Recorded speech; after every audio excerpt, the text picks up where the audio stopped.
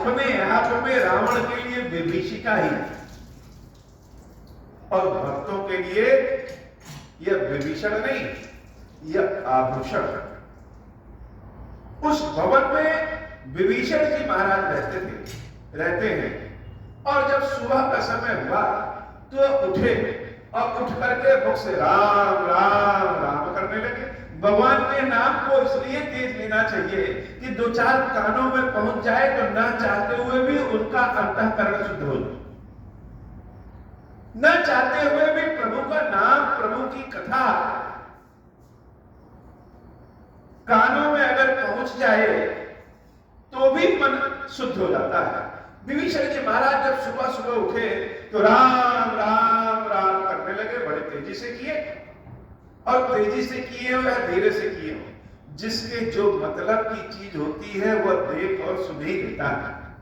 हनुमान जी महाराज के समक्ष कोई धीरे से राम कहे तो भी हनुमान जी महाराज सुन लेते। मन मह तरक करे कपिलागा। अभी हनुमान जी महाराज सोच विचार रहे हैं कि घर में कोई भगत है कि नहीं है, तही समय विभीषण जागा।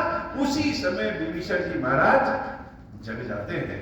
राम राम तेहि सुमिरन कीना।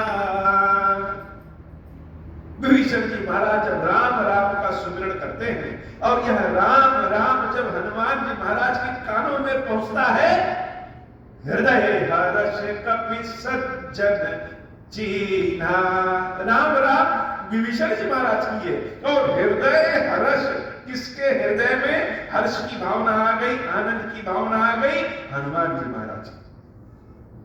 हनुमान जी महाराज बड़े प्रसन्न हो गए। हनुमान जी महाराज को राम राम सुनाने से अति प्रसन्न हो जाते हैं।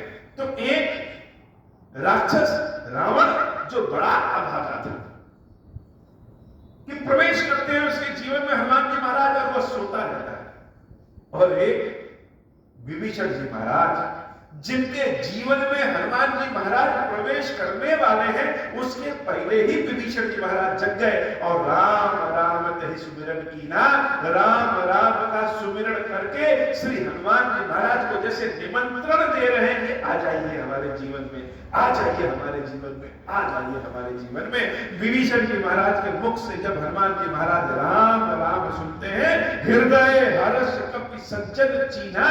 सज्जन इस घर में रहता है, भगत इस घर में रहता है, ऐसा पहचान करके हनुमान जी महाराज बड़े प्रसन्नचित्त हो जाते हो।